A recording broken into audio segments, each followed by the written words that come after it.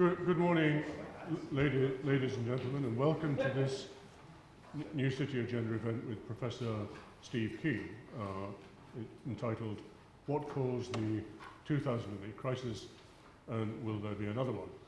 And this is the third event in our series on economics and central banks.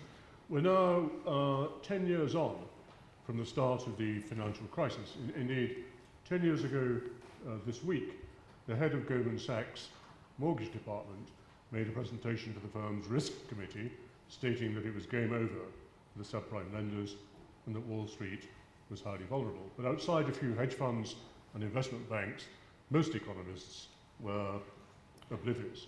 In August 2007, as many of you may remember, the Bank of England said that the UK's banking system was much more resilient than in the past, that securitization had reduced the fragility of the system, and that the risks to GDP growth were balanced. Andy Haldane has described the 2008 crisis as the economic profession's Michael Fish moment, in that it failed to forecast the hurricane, which would engulf the world economy, damage growth, cause millions of job losses, and lead to the taxpayer bailout of many large financial institutions. But was the 2008 crisis really so unpredictable, and could it happen again? Well, to discuss these issues, we're delighted to welcome Professor Steve Keen. Professor Keen has been described as an economist who swims against the tide of conventional wisdom. I'm not clear how difficult that is with economics. He is the head of... It's sometimes easy to shoot fish in a barrel. So. He's the head of the School of Economics, History and Politics at Kingston University. Prior to this, he was Professor of Economics and Finance at the University of Western Sydney, Australia, or possibly Sydney, Western Australia. He was one of the handful of economists to realise that a serious economic crisis was imminent, and he publicly warned about it from as early as December 2005, and perhaps that helps to explain why he holds a UK exceptional talent visa for his residence here. So to discuss what caused the 2008 crisis, will there be another one, please welcome Professor Steve Keen. Thank you.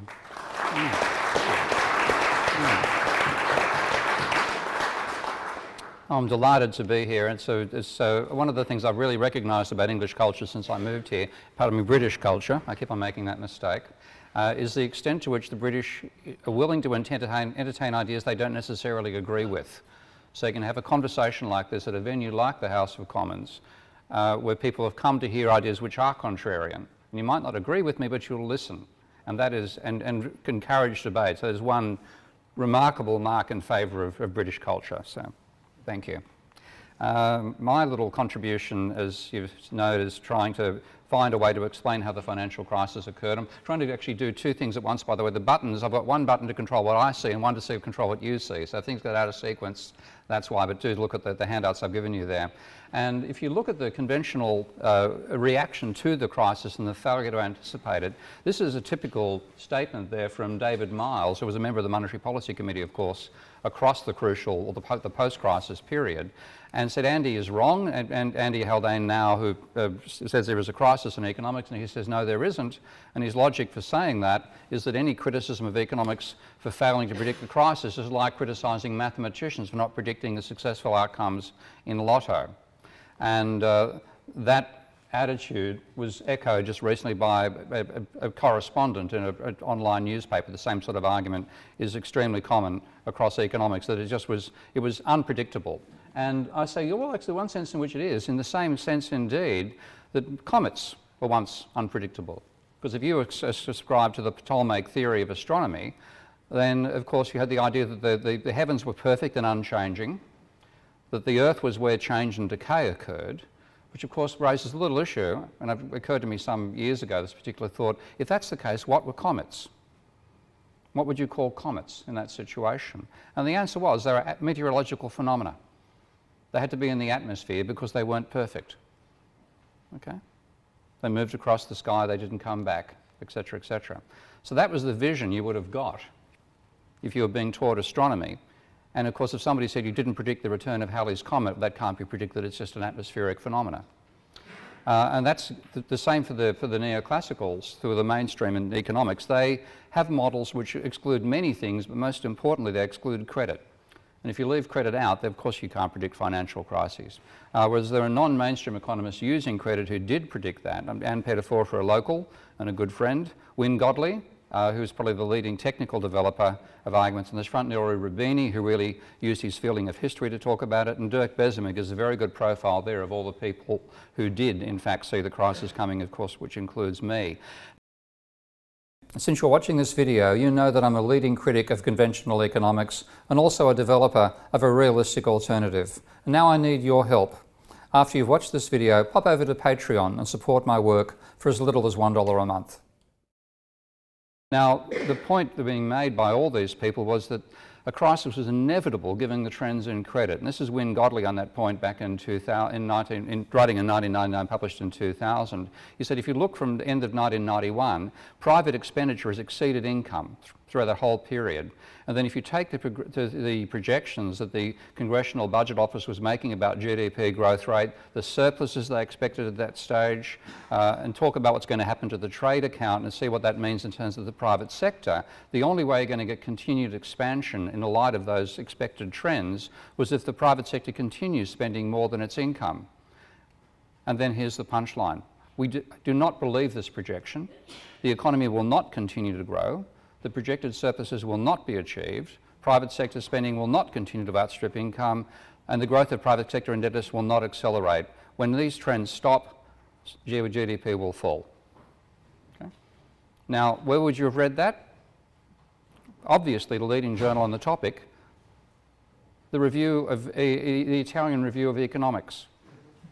It's actually an Italian bank's review. That's where the article got published. You can't get this stuff published in mainstream journals, which is why they can claim they didn't see this stuff in the literature at all. When I realised the crisis was coming, it was too close, I thought, to it happening to allow for the lags in academic publishing. So I went into the blog world, and this is a post I wrote I think this is August or June 2007, explaining why I was not cheering along everybody else with the Australian economic data and saying it's based on an unsustainable trend in debt, which has to break at some point. You can't predict it precisely when, because there is so much depends upon timing of individual decisions to borrow or individual realities of going bankrupt.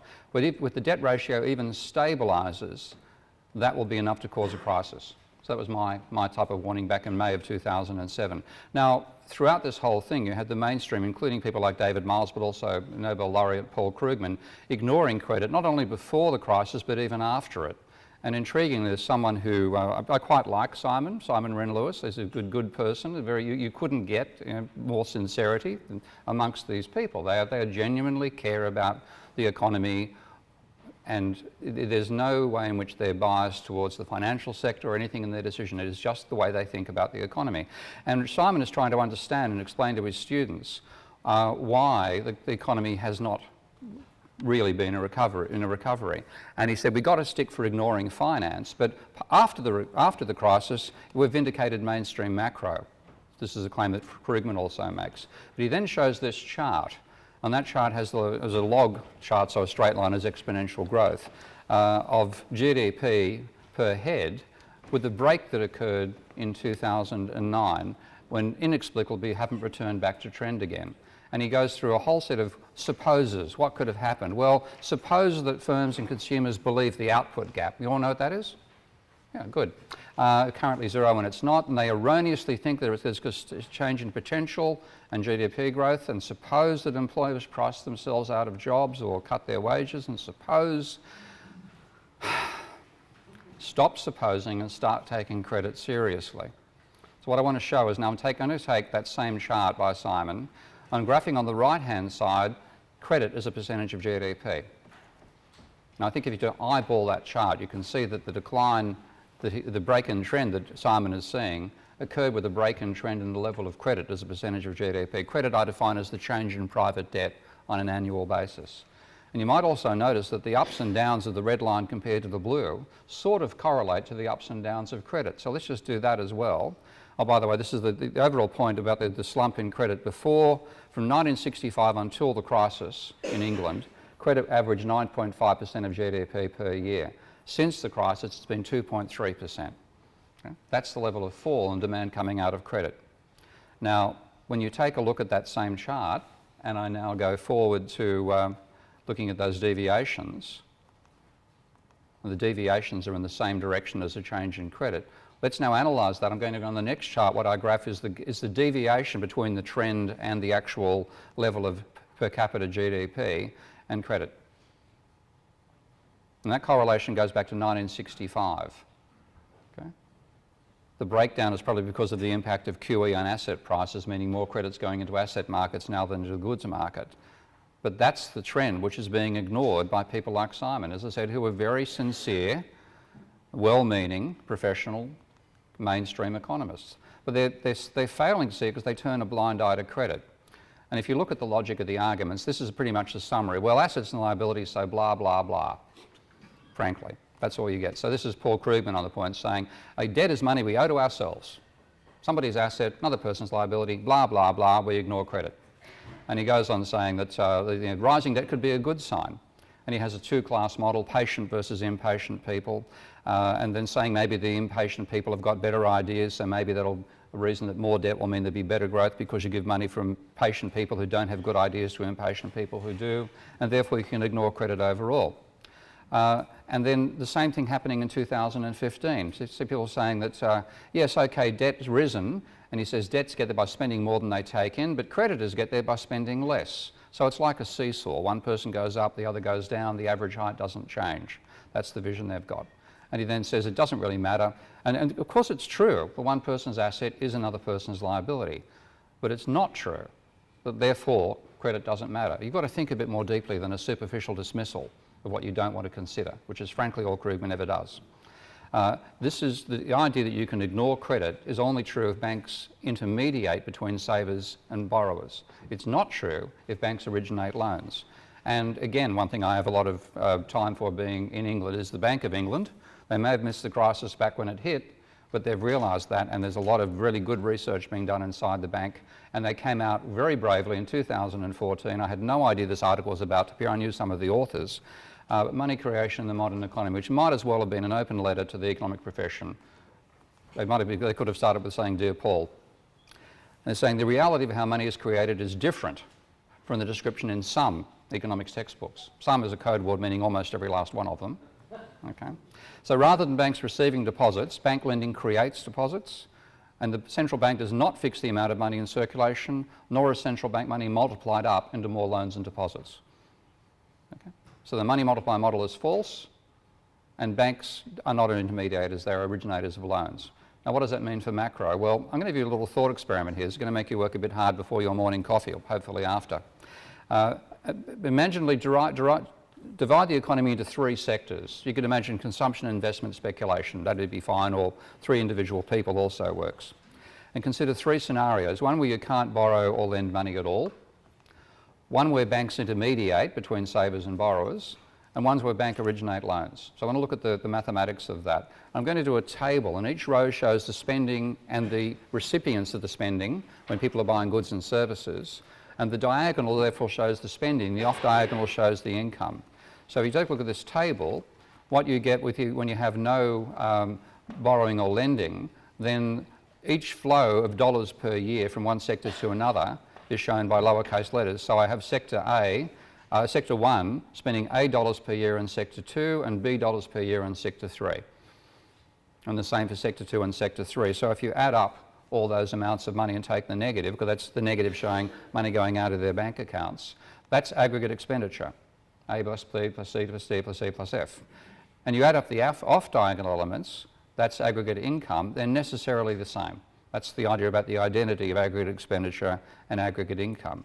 And that's consistent with Milton Friedman's monetarism. If you regard the turnover of that money as being the velocity of money times the stock of money, then that's aggregate expenditure equals aggregate income, which is the velocity of money times its circulation. But if you look at loanable funds, which is where one sector can borrow from another and the bank simply intermediates, and I'm ignoring the bank's whatever fee the bank might make here, then you're going to have borrowing of L dollars per year from sector 1 to sector 2, which Sector 1 then spends on Sector 3. And I'm bringing in the rate of interest you have to pay, because if there's a flow of loans, there's already a stock of loans which you have to be paying interest on, which is why Sector 2 is lending to Sector 1 in the first place. So what you now have is this amount, little l minus l, being taken out of Sector 2's expenditure and transferred to Sector 1, meaning Sector 2 is spending L dollars per year less on Sector 3. D might change as a result, it doesn't really matter.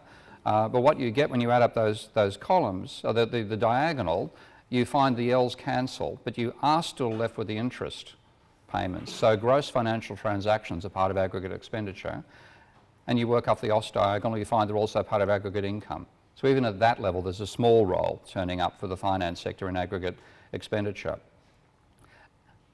Now, credit cancels out because of loanable funds, however. What about when you borrow from the banks, which is what I want to look at now? Well, this is the cancellation. There's the plus L and minus L on the income side, the plus L and the minus L on the income side as well. So they cancel, they don't turn up. Now, what we get to though, I'm going to make my two sides coordinate here, is when Sector 1 borrows L dollars per year from the banking sector and therefore pays interest of rho times capital L to the banking sector. So now I've got assets and liabilities being shown in the banking sector, with L being the assets and capital L the actual stock of debt owed, and L dollars per year the flow of new loans. When you add up the diagonal, there is no cancellation anymore for the little l, nor is any cancellation on the off diagonal. So what you find is credit becomes part of aggregate expenditure and aggregate income, and that can be aggregate capital gains as well. So that's the essential difference between loanable funds and endogenous money, and it's a gigantic difference. If you're modelling a world where loanable funds is what you think is the world, and you're actually in one where banks originate loans, you're ignoring anywhere between plus 20 and minus 10% of demand. Of course you're going to be wrong about the state of the macroeconomy. You can't help but not see a crisis coming because you're ignoring that larger component of demand. And what it means in terms of Milton Friedman's old equation is that aggregate expenditure and income, and not just the velocity of money times money stock, they're plus gross financial transactions plus the change in debt, which is credit. And of course the last one is by far the most volatile part. That's why the changes occur. So what I've done, again, to try to illustrate this to people who believe this static equilibrium vision of the world, is I built a software package I call Minsky, after, of course, Hyman Minsky. And what I've done is a simulation of this model where I've built loanable funds, as described by Krugman in one of his academic papers, and made huge changes over time to the level of lending and the rate of repayments. And you can see that the debt to GDP ratio goes extremely high and extremely low, huge changes there. Growth barely moves, and aggregate demand, aggregate GDP remains constant, except for tiny variations in the velocity, aggregate velocity of money. Now, all I've got to do, and I hope this movie works, I can't actually click on the movie there, unfortunately, but what I've done is I show with I'll put this up on my website, and whoever wants to see it, they can activate it themselves. All I do is say debt is not an asset of the consumer sector, it's an asset of the banking sector. Simply make that simple change, and then on the next slide, when I run that model and make those same changes to the level of lending and the level of repayment, variations in the rate of lending and repayment cause variations in the level of money, cause variations in GDP, and booms and slumps can occur because of that. It's all it takes, just simply structurally acknowledging that banks originate loans. So that's why we had a crisis, and that's why the mainstream didn't see it coming. Not because it couldn't be seen, because they were wearing Nelsonian glasses over the wrong thing. They were ignoring the key issue in the battle, which is banks' capacity to create money, and by that create additional demand. Now, the economics profession has been doing this for a century. If you go back, you do find economists before the Great Depression like Irving Fisher and even Pigou, who was seen as Keynes's great conservative rival, acknowledging the role of credit in the economy and producing graphs much like the ones that I produce these days. So it got killed after the Second World War by American mainstream economists. But what has actually happened is they've enabled the highest level of private debt in the history of capitalism to accumulate now. This is normalized data from America. I had to do the census data, I had to paste together 2 census data series with Federal Reserve series, and then make them time consistent by reducing, making the same level at the overlap point. The correlations imply that was quite valid to do it. And what you can see, not only is the level of debt, which is the red line, but the scale of credit, which is the blue line, is percentage of GDP every year. And in the 1800s to the Great Depression, there were regular periods where there was negative credit. But since 1945, there was no negative credit until 2008. So partly the buffers we've built and actually have enabled this level of debt to be accumulated. As much as stabilising the economy, it also set up this long-term trend, which is now becoming quite dangerous. Now that's the American data. What I've done here is take a look at the data for Japan, the United States in the Great Depression, and the Great Recession, and the UK after the Great Recession, and said, let's take the level of debt at the beginning of the crisis as 100, what happens to it over time? We can see for the Great Depression it rose because of deflation. There was a period where prices were falling by 10% per year, as well as GDP in its additional 10% per year. So the debt ratio rose even though people were paying their debt down. The change in debt was negative, the ratio rose across that period. But then, courtesy partly of the Great Depression and Roosevelt's bank holiday and a whole lot of other operations, the debt level fell, but the main reason it fell was the Second World War. We don't want to use that same cure again. Okay? But as a result of that, by 15 years after the crisis, which was the end of the Second World War, debt in America had fallen to 1/3 of the level that it was when the crisis hit, private debt. And consequently, there was plenty of room for credit demand, and there was no chain pulling the economy back. But we've built that chain since then. As you can see where we are now in terms of England and America after their crisis, we're still at 90% of the level of private debt that applied when the crisis hit, and it's rising at the moment.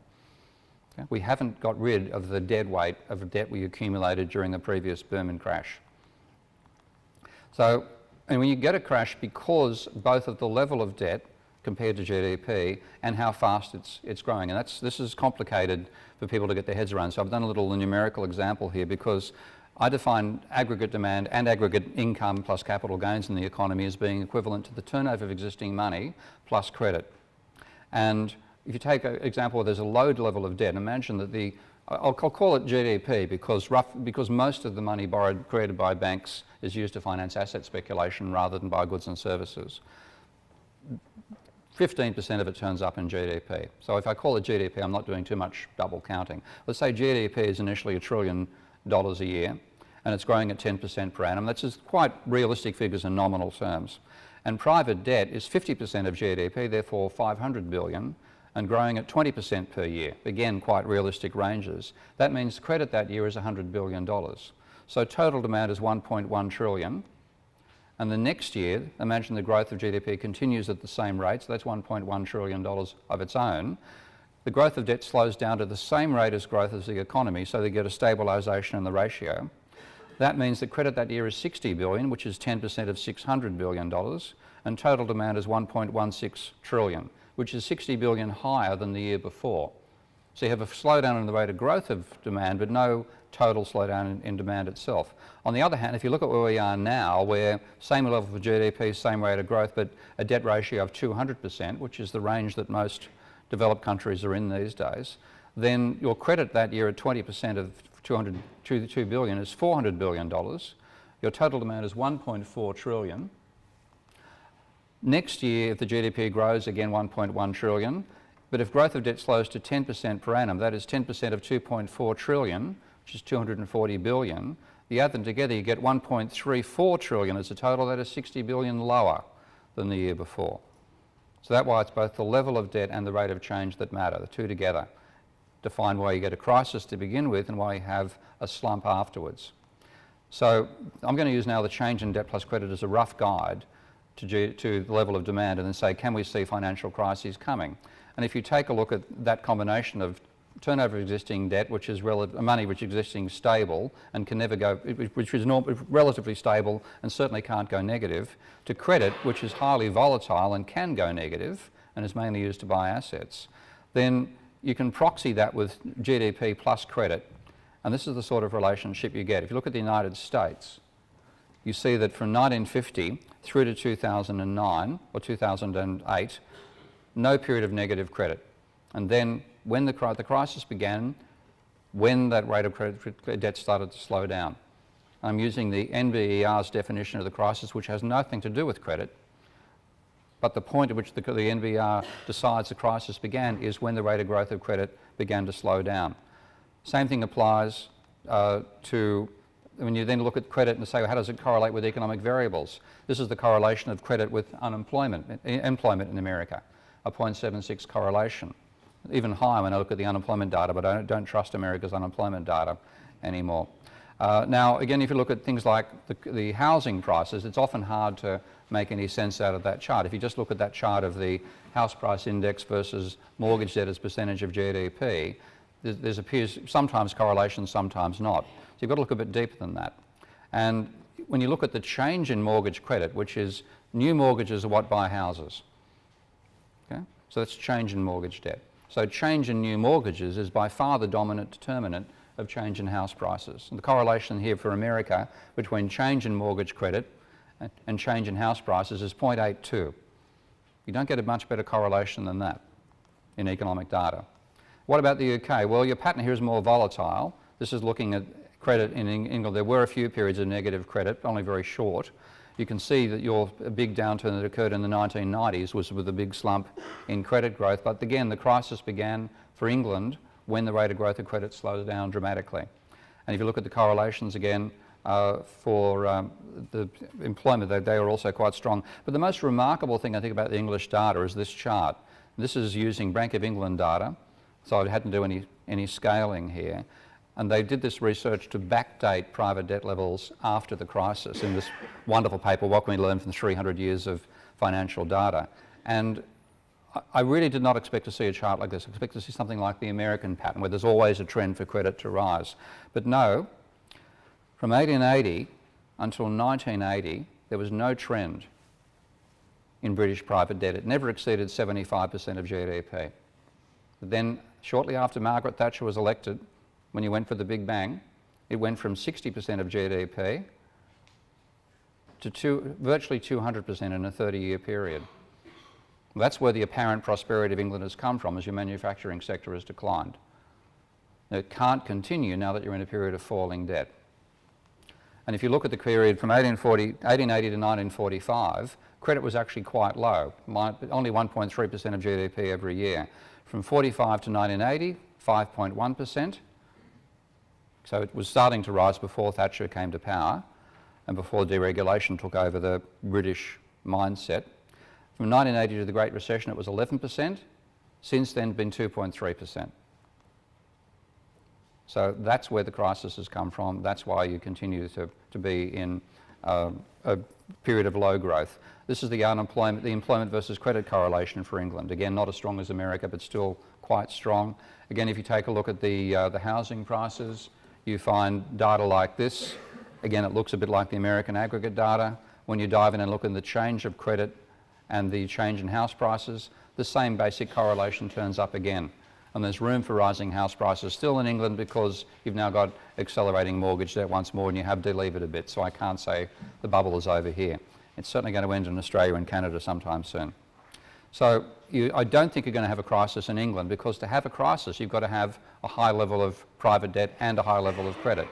Now you're so high right now at the level of private debt you're not going to get much credit demand.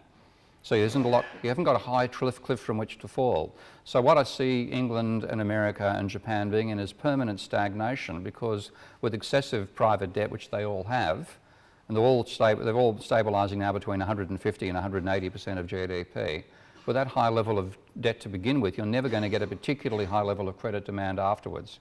And in Japan's case, there's been 15 years now of stagnant credit.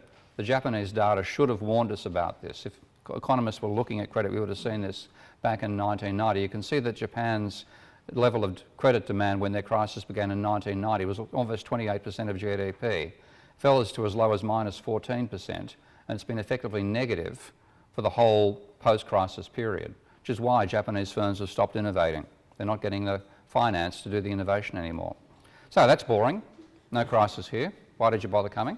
Okay. Well, you can enjoy watching crises elsewhere, because the countries that are going to have a crisis are the ones that borrowed their way out of trouble during the last one. This includes my home country of Australia, also Belgium, which I was quite surprised by, China, obviously, We've all seen the bubble. You couldn't not see that bubble. South Korea has one going. Norway, Sweden. There's a number of other countries that I mention in my next book where I detail in some detail. So they're going to have a crisis because this is now their rates of growth of credit, and rather than being low, you can see China's level of credit is running at 28% of GDP right now, the same level that Japan had before it started to fall over. Now they can keep on going for some time, particularly China, because China's got such a mix of a state and private system they can flip from one to the other easily. Pardon me, I didn't bring that chart up there. But they have to fall into a slump for the same reason that happened to England, to Britain and to the United States and Japan beforehand. So it's coming their way. So I divide the world in what I call the walking dead of debt and the zombies to be. And unfortunately that's not animated there, but I show the animation. Again, I'll put this up on my website with the animation done properly.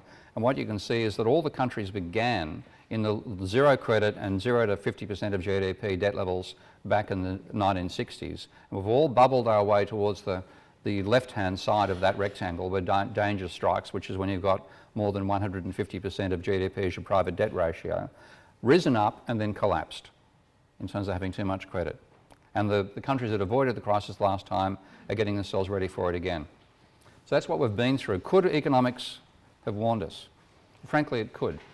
It could have done so. If it had abandoned the fetish it has, and it truly is a fetish, for building everything out of micro foundations, for doing everything in equilibrium, if it took credit seriously, then we could get somewhere.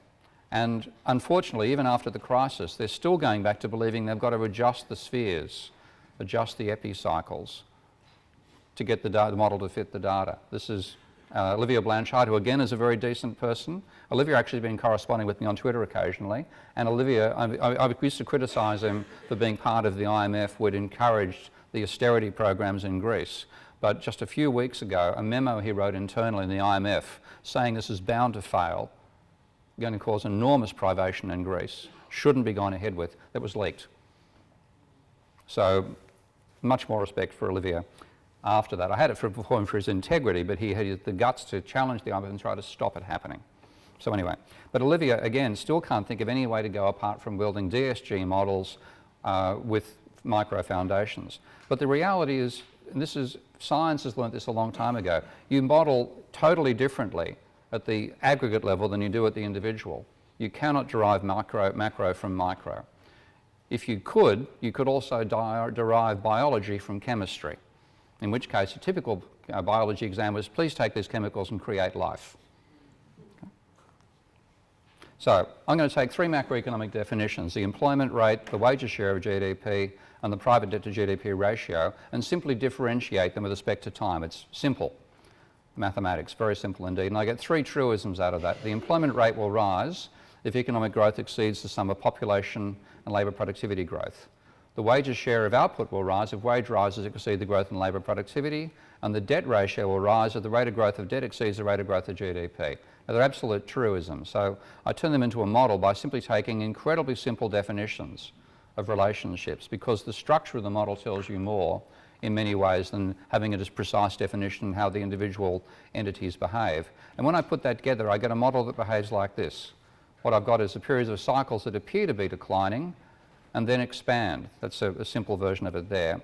If I bring in a more complete model, I'll get to the complete model in a moment, but if I set the parameters up so there's a low level of desire to invest by capitalists, then you get a nice stable convergence to equilibrium. And that's what neoclassical economists effectively saw in the data and then projected forward as their expectations for the future. But if you have a more aggressive capitalists wishing to invest, having a higher desire to invest, which you think you'd want, you get apparently diminishing cycles followed by an explosion in them again. You get a great moderation followed by a crisis, which is what we got in the data. And I saw this, I first graphed this in 1992, which is why I wasn't exactly happy about the great moderation coming along.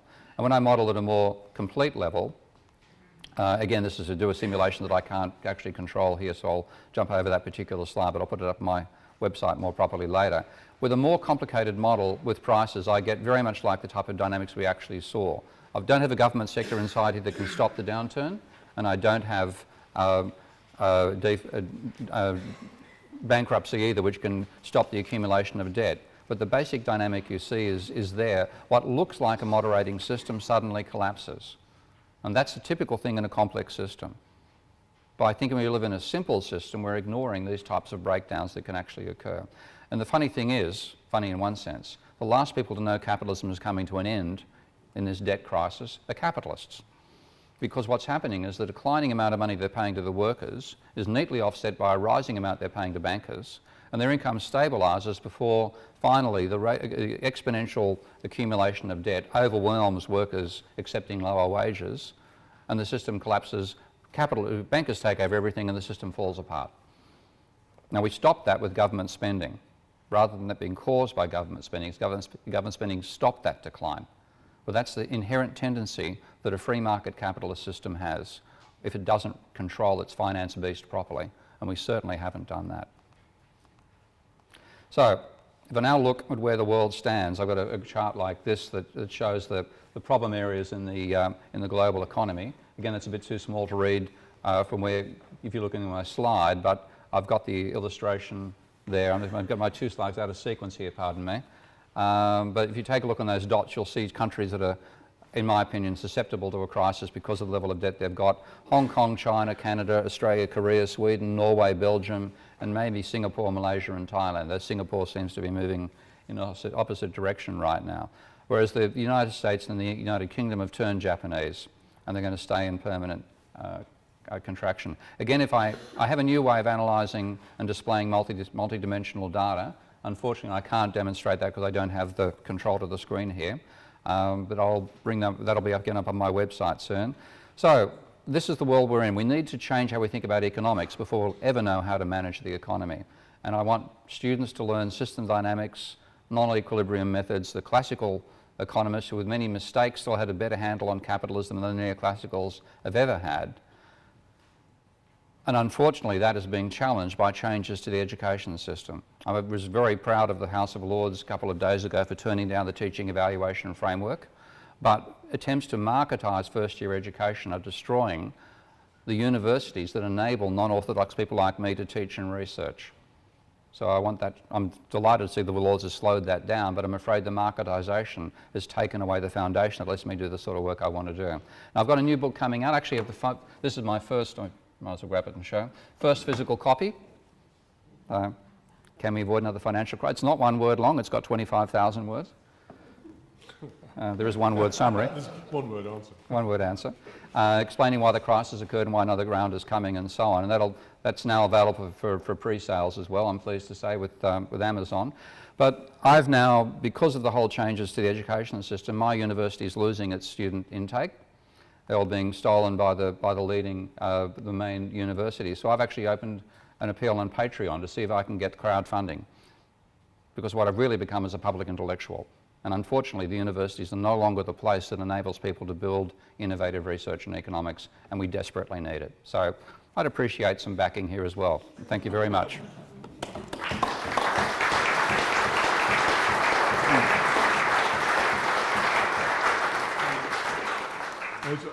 Steve has very kindly offered to answer any questions we might have. So in the usual way, when you do ask a question, could you please say who you are and could you make your question as short as possible?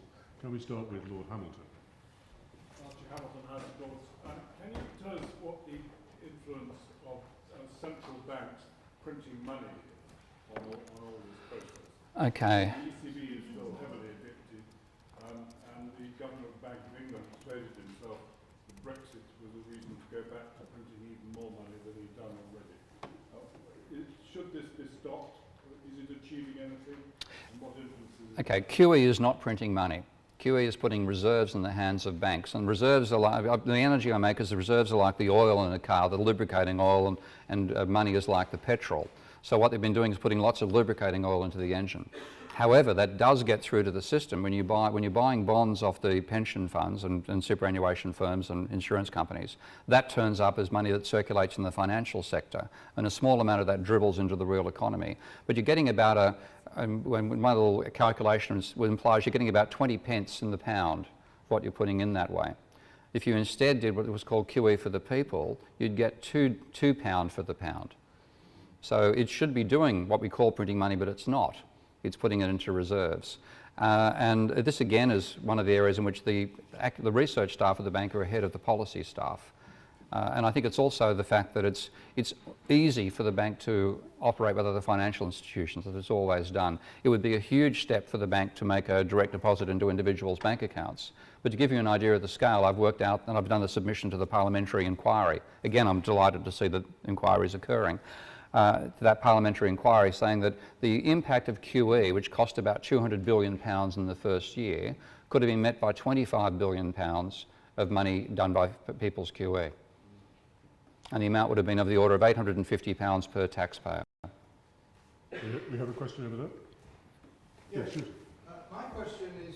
Could you say who you are? Yes, I'm Chris Cowsley, and I've worked to a certain extent with debt counselling amongst the people who haven't got the money the economy needs them to spend. Yeah. Having looked at the macro analysis that you have done, is there any way in which the impact of inequality can be assessed? Yeah, the intriguing thing is this again is one of the things when you build a complex systems model, it has what are called emergent properties, and things have come out of it you did not program into it. So when I did that model, I had just three classes, bankers, capitalists and workers, and I had only firms borrowing the money. It was only for productive investment, no speculation being modelled in that. So, and the people doing the borrowing were the firms. Well, the income distribution ended up being that the people who paid for the extra debt in terms of their losing a share of GDP were the workers. And when there was a breakdown in process, if the system stabilised, then the level of inequality stabilised as well. So if you had a low level of desire to invest by capitalists, you got a low level of private debt to GDP, and the economy stabilised. But if you had more aggressive capitalists, which you would want, but it's the finance sector that caused the trouble, they borrowed more money during booms than they could repay during slumps. What happened over time was a rising level of private debt, but that was paid for by lower amount going to workers. So the inequality is actually driven by the level of credit. And the ironic thing is the level of debt. The ironic thing is the government's attempts to rescue the economy by trying to encourage more borrowing are adding to the inequality which caused the problem in the first place. And of course so is QE, which is inflated asset prices that has been massively beneficial to the wealthy and of course ignored the poor. So consequently we've made the situation worse by our attempts to rescue the economy from it. Okay, given the brevity of Steve's answers, could I take two questions? Andy.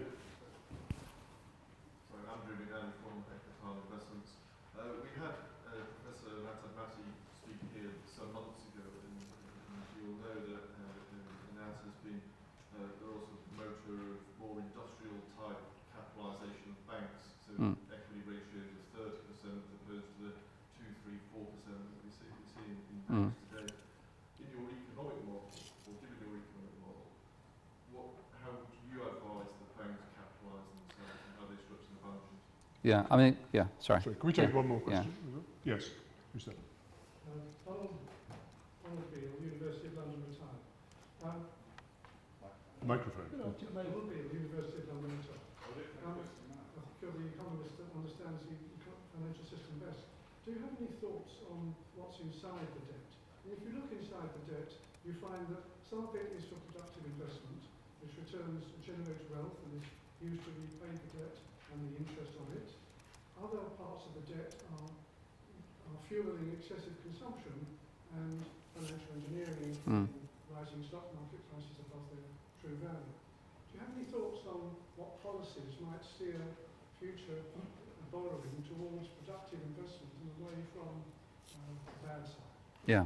Back to taking Andy's question, first of all, the bank capitalisation. What Andy said on here is the real control on banks' lending is not reserves, which are basically irrelevant to the level of lending, but it's the equity, the ratio of loans to equity and how much gearing they're willing to go for. So if you go back to the pre-crisis levels, a bank would offer and operate with, say, 10-to-1 leverage, but of course we saw during the crisis they were 30-to-1. So of course a 3% fall in asset prices, if most of their assets were in assets rather than reserves, would wipe out that bank. So that's why you need that extra equity buffer there. The trouble is when you have a boom going on, banks will find any way to increase that leverage. And that's the real problem. You want to find a mechanism that's going to stop them doing that in the first place.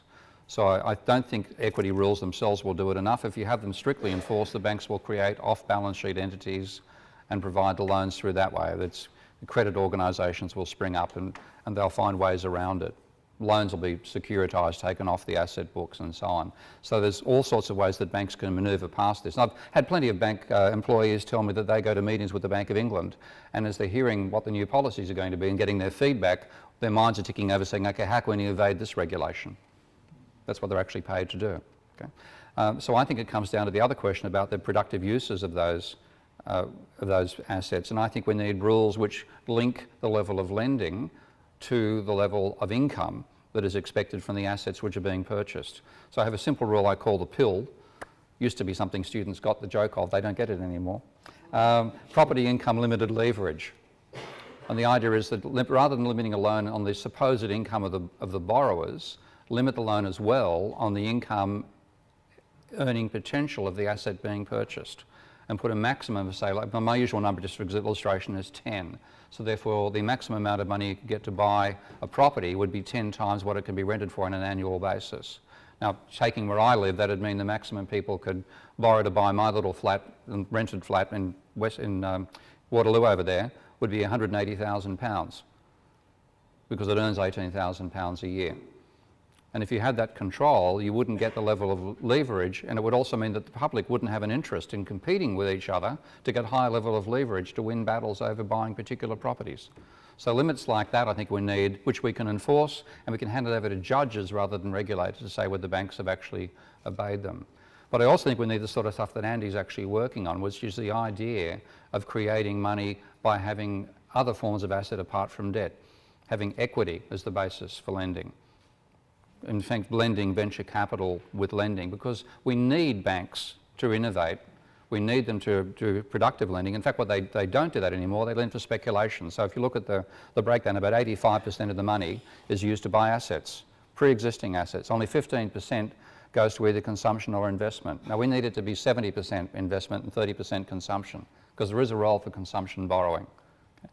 But fundamentally, we need it to be investment and entrepreneurial activity, and redirect the financial sector so it can't make money out of causing asset bubbles anymore. Okay. Baroness Kramer? Susan Kramer, the Liberal Democrat Treasury spokesperson. Now, I and many other people are very concerned that current GDP levels are being sustained by consumers, by consumer spending, fueled by borrowing amounts of money that people are going to absolutely struggle to pay, very much along the sort of pattern that we described. Now, you were looking ahead for the UK and basically saying that the prognosis is stagnation. But given that structure, does any external shock make us vulnerable to being knocked into recession? And I say this partly with Brexit in mind. And are there any steps we can take to give us some resilience if that shock is anticipated? And could I, another question? Yes. Malcolm Jones, Business Rental. Following on from that, you said that China is one of the countries going to face a crash. I can't see how that can happen without it having any effect on us. Could you say how they will deal with that and how it may affect us? The interesting thing about unsecured debt is that at the aggregate level, people tend to control it. It doesn't have the same trend as secured debt. If you break household debt into consumer debt versus mortgages, mortgages are the ones that accelerate during booms and then crash afterwards. Consumer credit tends to be fairly constant. So I'm not as worried about at the aggregate level as I am about secured debt and mortgages, but the rates of interest that are charged there are usurious. 28% on a credit card and things of that nature. It's enormous profit centres for the banks, and we should have the old credit unions and elements like that should be used to drastically reduce that rate of return, which ends up, it's mainly the poor who end up paying those outrageous rates. So we have to do something about that as a social policy, more so than macroeconomic. But we are vulnerable because, again, what's happened with Japan is that every time it appeared to get out of the crisis again, it would slump back in once more. And a large part of this was the government thinking, oh, the crisis is over, we can stop our stimulus. And as soon as they did, the economy to go back into deleveraging again. And they've been doing that for a quarter of a century now. And of course, they have a far more socially cohesive system than we have. So the same sort of behaviour here is going to lead to social breakdown. It's not going to lead to boring Japanese stability, it'll be dramatic English instability, unfortunately. Or pardon me, I'm going British again. So we have to do something about that, otherwise we will have social breakdown. And what we're seeing in America, the election of Trump, what we're seeing in the continent, it's all reflecting this same trend. We have to realise that's what's causing it.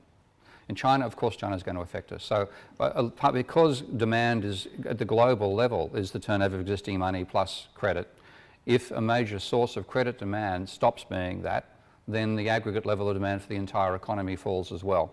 Now, of course, China's running at about 25% of GDP as its credit contribution right now. If that disappeared, that's 1/4 of the world's second largest economy. Would of course have had ramifications for trade for the rest of the world, and it will. Okay, more questions? Yes. Mary Fee from CCMJ, Global Table and Let's Live. I'm not trained in economics, but I've been watching, taking part in these movements for about 25 years. This is probably a very ordinary question, but the graph that went up during the Thatcher times, it coincided with, it was mortgages, seemed to be a big factor, and that was driven by the right to buy, but also the student grants stopped, and instead it was student loans were still continuing. Seems to me that all these are ways of contriving getting more and more people into debt, and there isn't anything else. So is that where we kind of come to a... Yeah, Okay. that's exactly it. Yeah. Just one more, another question to go with that? Yes, we have a question behind. Caroline Saville, Positive Money. You've promoted the idea of people's quantitative easing, which you've said would be the rational response to the situation. And of course that is the stance of the Labour Shadow Chancellor and leader. And the fact that the last several years have been a complete wipeout exacerbates the problem. Do you put that down to ideological obstinacy or cognitive dissonance on the part of the Government Party? Two attractive choices then. Actually, I missed part of the last question, I'm afraid, the final section there. My hearing is a bit suspect. Sorry.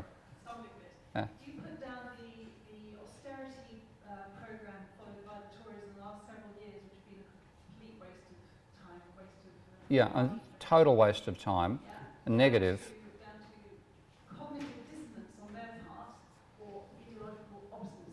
I think it's cognitive dissonance, because there's a tendency, particularly once you get to a responsible chamber like this, to think in terms of fiscal responsibility, sound finance, etc., and we transfer what we think about a household to the level of the government. And I certainly don't like government waste. I mean, I've invented two new words. One of them is bureaucracy. Okay, so I'm no great fan of that element of public service. But what the government fundamentally is another form of bank. Banks create money by lending out more than they get back in repayments. Governments create money by spending more than they get back in taxation. Now, if you have a government obsessed with trying to take back in more in taxation than it spends, it's actually destroying money. And then at the same time telling the economy to grow, wondering why it's not happening. Okay? It's cognitive dissonance. Once you realise that as badly as governments might do it, government should be creating part of the money supply by running a budget deficit most of the time, even during booms. Okay, it's not the rule that the average should be zero, because you have a growing economy, it needs a growing amount of money. Once you get that in your head, then your perspective shifts about what is actually responsible finance. It comes down to how much money are you creating, where are you creating it for, what sort of things are you spending it on? Are you wasting it on bureaucrats double checking whether I've enrolled my students properly, or are you getting a new high-speed rail system between here and Manchester? Etc., etc. So there's still the qualitative decisions, but the role is to create part of the money supply, and austerity destroys it. And the question... Oh, I'm lost on the question. Sorry. About the graph, you see the right to buy. Yes, pardon me. Your statement was, I pretty much agreed with your statement. What we've had is legitimising increasing debt, as if that's always going to be a good thing. And so student loans and right to buy and so on, it's actually ended up inflating asset bubbles, which have got us in our current economic predicament. And we should be, some things like education are a public right. They're part of a functional society. And they should be spent at the aggregate level rather than putting that burden on individuals. We've gone far too far in regarding that as a private benefit rather than a public good. And then what we've got now is a whole generation that has so much debt they can't afford to get onto the other debt accelerator, which is the mortgage market. So we're going to shoot ourselves in the feet anyway. More questions? Yes, question down there. You, sir, yeah. Question. The Nordics are talking about something like a national wage where everybody will get something in the region of €800 a month. It doesn't matter who you are within society. Is that something that could be the equivalent of people's QE, or is that? Yeah, yeah. It's certain. Yeah, sure, okay, yeah. Can we take another question as well? Yes, over here on the right.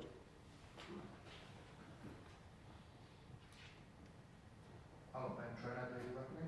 I just wanted to ask you about ideas like people's QE and national wage or universal basic income. Do you worry there might be a second order effect there?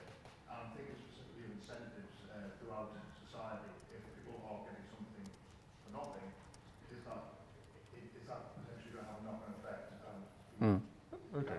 I mean, two parts of the same question, is it? Yeah, okay. The basic wage concept, I think, is something you have to do inevitably, because for other reasons I don't cover here, it's more about my analysis of the role of energy in production and where technology is taking us. We're headed to a direction where there'll be no unskilled labour necessary, virtually none. And so for the whole of our period up till now in the capitalist economy, the way the workers got their share is through wages and being necessary for production. They're going to be eliminated over the next 40 to 50 years. I know that puts me on an outlier, but I think that's what's going to happen. So if we don't have basic income, we're going to have the Hunger Games instead. Okay? So I think we have to go in that direction.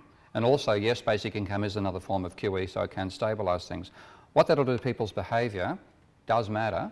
I think one thing it does do is people are willing to take a risk, potentially. It wouldn't actually necessarily mean less innovation. It might mean more innovation, because at the moment, if you, and I'm seeing colleagues of mine in the situation right now who are facing redundancy because of the cutbacks to funding for universities, courtesy of the removal of caps affecting low-ranking universities like my own. And they're terrified, because what do? Now, if they had a basic income, that terror might say, oh, well, maybe I'll try something else. Maybe I'll go to running tutorials for school students on mathematics or something of that nature. The level of terror that exists out of having nothing whatsoever can be more debilitating, I think, than having the money and thinking you can lie back on your couch and do nothing. More questions? Yes, question over here. Hi, Gavin Fury, Farrington Square. Very interested in the difference between building a model from a micro level up to a macro level. I'm just wondering if you can comment on the availability of data and the amount of data that's now out there in terms of big data, or whatever those overused terms are for the sheer amount of personal data, company data that's out there, and how you might harness that data to actually use some microeconomic tools to build up into macroeconomic models, rather than using some of the more blunt measures that are used in macroeconomics, e.g. GDP, but using more granular data to build a macro model, but using real world empirical data. Okay, and we have one over there. The microphone's on its way. I'm Arjay from Youth Money. My question was actually related to the previous one, which on universal income, things like that. So the question is, what does that do to inflation if everyone gets the £800 a month? What would the impact in inflation? Okay. Okay. Right. Okay. I like the direction your question started in, but you ended up really saying can we use the data to build macro for micro again, do the micro foundations. And that's still locking us in a fallacy that the sciences saw through a long time ago, that you can't derive a complex system from the entities of which it's made up. Okay? My favourite example there is water. Okay? We drink it every day. Okay? Now, if you had to build the macro properties of a glass of water from the micro properties of a single a molecule of H2O, you'd need to explain how you went from having a water molecule to an ice molecule, or my total favourite, a snowflake molecule. There's no such thing. Okay? The reality is the properties of water come out of the emergent properties of the interactions of these identical molecules. So to even describe water, you've got to be working at a complex system level. You can't derive water's properties from the properties of the entities that make up water. And that's a common insight. So macro can be derived from a macro level, but we can get much better data. We could have real-time GDP data now using FPOS machines and so on. So we could actually do much, much better than doing in stats and build a much more sort of sound structural model of the economy that way. And in terms of inflation, yes, that's the issue you've got to think about. If the government runs a deficit, what's the impact on inflation? What's the impact upon the trade balance? Those are the issues that matter, not the government hasn't got the money. Okay. More questions? Yes, Lord Rooker.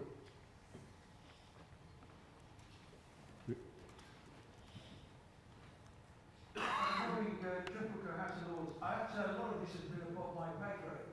And I want to really take you back to the history of where we got where we are and ask a question. I remember some years ago, probably before the general election with campaign, and you Google like what caused the crisis. And you got a range of different articles. And the one that always struck me, and it was then done into a book by one of our former colleagues from the House of Commons, Bill McDonald, was that your point about only lending to someone that can pay back seems a good idea. But in America, the Clinton-led Democrats refused and actually stopped the reform of Freddie Mac and Fannie Mae when it was known there they were lending to people without even checking their incomes. And there was a part of the root cause of it. Now, that interferes with your long-term graphs. But do you have a comment on what happened there? Because there must have been some significance in the States where people had spotted what was happening, but as I say, the Clinton-led Democrats refused to allow a reform of the system. Oh, and this is one of the dangers, because the politicians themselves get caught up in the bubble. Because when there's a bubble going on, there's a huge amount of money being created by the private sector, private banking, meaning there's plenty of demand, people's assets are rising in value, everybody's got a job, and it's actually reinforcing the politician can take the credit. And of course, then when they get the other side of it, once they've retired and the whole thing crashes over, the person who's in office takes the blame. So it's a really pernicious effect of credit that it can take that long to happen, that the person's actually responsible for the bubble is possibly retired or even dead by the time the actual bubble comes to an end. And so with the Clinton administration, the whole idea of letting Fannie Mae continue on was clearly allowing a fraud to continue, which was a fraud which was backed by the government. So there truly are ways in which fraud was a major element of what occurred there. But the fraud was supported by the impact that had upon the politicians in terms of their re-election. So it's a real danger. Eisenhower coined the term, pardon me, of the military-industrial complex. I think the real one we have now is the financial-political complex. Yes, we have a question. You, sir? Yeah, up here.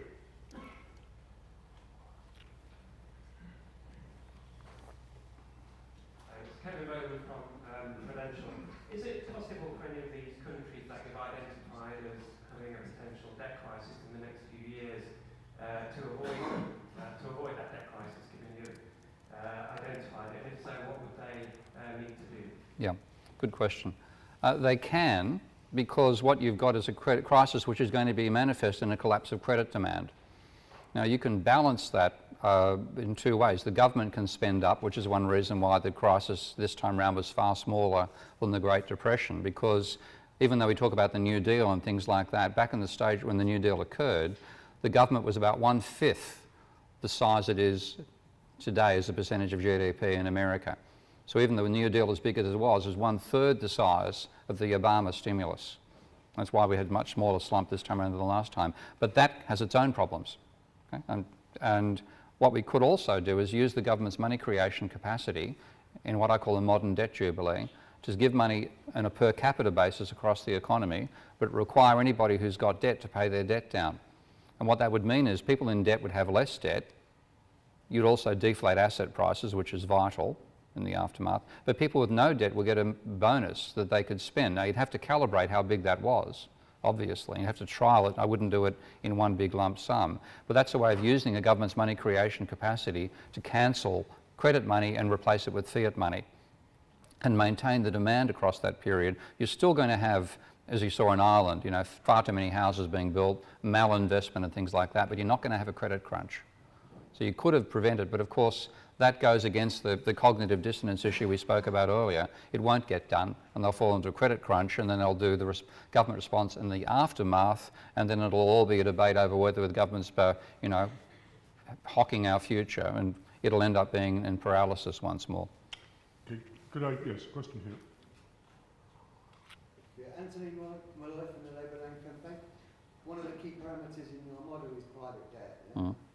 I was wondering if you can integrate into your model the difference between debt into the asset-based economy and the wealth-creating economy. Oh, okay, yeah. Okay, well, again, the banking sector should be the way we create new money to give to entrepreneurs and give working capital to existing corporations. That should be the main functions of the financial system. It's not that way these days. It's rather, it gives money to inflate asset bubbles. It's very easy to get collateral-based lending. It's extremely hard to get ideas-based lending. We need to get money to people who've got ideas but don't have the money to put them into operation. That was Schumpeter's original, and I think the best defence of private banking. I would like to find a way to blend venture capital now, which is normally done with borrowed money, or, you know, maybe equity firms plus borrowed money. Blend that with lending, so some firms, some banks could lend to entrepreneurs and not get a loan position against them, but get an equity position against the firm. And then if they lend to 6 entrepreneurs and 5 fail, they make money out of the one whose capital rises dramatically in value. At the moment, they don't. There's a real good reason for banks not to lend to entrepreneurs right now, because they lose 5/6 of the capital they put forward and only get interest on 1/6. But if there was another way we could blend venture capital, then they could potentially lend and take an equity position and gain out of that equity position. And that would be a creative way to create money for the economy rather than the current speculative Ponzi way we created at the moment. Right, we have one final question here. Could I just pick up on that point, because I made the suggestion... Could you say? Yeah. Malcolm Jeremy, I made a suggestion on exactly that point a couple of years ago in my blog, to say that the government, taking your point about expanding the government's capital, could use the enterprise finance guarantee secured on intellectual property owned by entrepreneurs, such as trademarks, copyrights and registered designs, thereby guaranteeing any loss to the bank using the government's funding. And in order to make it not just an infinite demand, I would require that there was £50,000 invested in by an entrepreneur to be matched by £50,000 of government DFG. Okay, that's a bit small in my opinion, but nonetheless the idea is good. Yeah. That's fair enough. What we have, and there's some very good research done by 2 very different personalities focusing on the same issue. Mariana Mazzucato, looking at the role of government in funding innovation, and Bill Janeway, who's a successful American capitalist, a venture capitalist, but also did his PhD in Cambridge under some non-orthodox economists who used to get jobs at Cambridge, like Nicky Calder and Joan Robinson. And they've both said that people who can afford to innovate are the ones who can afford to waste money. Now, who can afford to waste money in our societies? The very wealthy or the government? So consequently, if the government's putting money forward, we get innovations coming out of there. You know, they can throw money and 5 out of 6 can fail. But if one works, we get an innovation that affects the whole of society, and the same for large venture capitalists. So getting money to them, and they're the ones who finance the investment. And it's both private sector and public. And if we get a sensible, non-ideological perspective on where we actually got innovation from, that's the conclusion we'd reach. So something like that scheme is a good idea. It's a start anyway. Well, thank you very much, Steve, for an absolutely fascinating discussion and for the kind of clarity and brevity of your answers. Our next event will be with, as it turns out, Professor David Miles, who featured once or twice in Steve's talk. And he'll be speaking to us on financial regulation and financial crises, and invitations to that will go out over the next few weeks. And so I'd like us to show our appreciation to Steve in the usual way. Thank you. Thank you very much. Very, very good. Thank you.